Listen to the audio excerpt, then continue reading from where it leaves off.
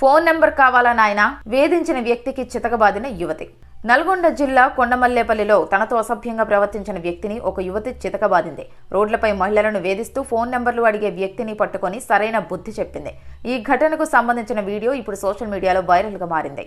ఆ యువతి కొండమల్లేపల్లిలో తన కుటుంబంతో ఇడ్లీ బండి నడిపి జీవనం సాగిస్తోంది. వేధింపులు తగ్గించమని ఎన్నిసార్లు చెప్పినా ఆ వ్యక్తి తన అసభ్య చేష్టలను ఆపలేదు. చివరకు ఆమె తన కుటుంబ సభ్యులకు ఈ విషయం చెప్పి వారి సాయంతో ఆ వ్యక్తిని పట్టుకుంది. రోడ్డుపైనే అతడికి దేహశుద్ధి చేసి చితకబాదింది. ఈ ఘటనను చూసిన స్థానికులు మరియు నెటిజన్లు యువతిని ప్రశంసిస్తున్నారు. ఇలాంటి దుశ్చర్యలకు తిరిగి ఎదురు నిలవడమే కరెక్ట్ అని అంటున్నారు. మహిళలను వేధింపులకు గురిచేస్తే తీవ్ర పరిణామాలుంటాయని ఈ సంఘటన గుర్తు చేస్తోంది.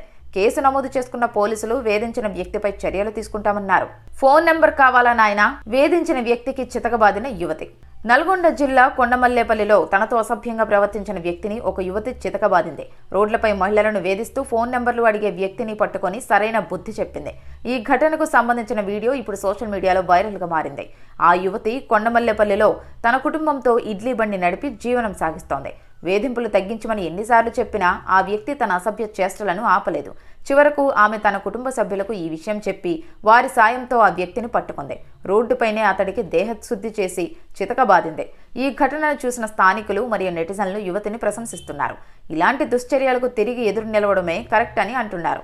మహిళలను వేధింపులకు గురిచేస్తే తీవ్ర పరిణామాలుంటాయని ఈ సంఘటన గుర్తు చేస్తోంది. కేసు నమోదు చేసుకున్న పోలీసులు వేధించిన వ్యక్తిపై చర్యలు తీసుకుంటామన్నారు.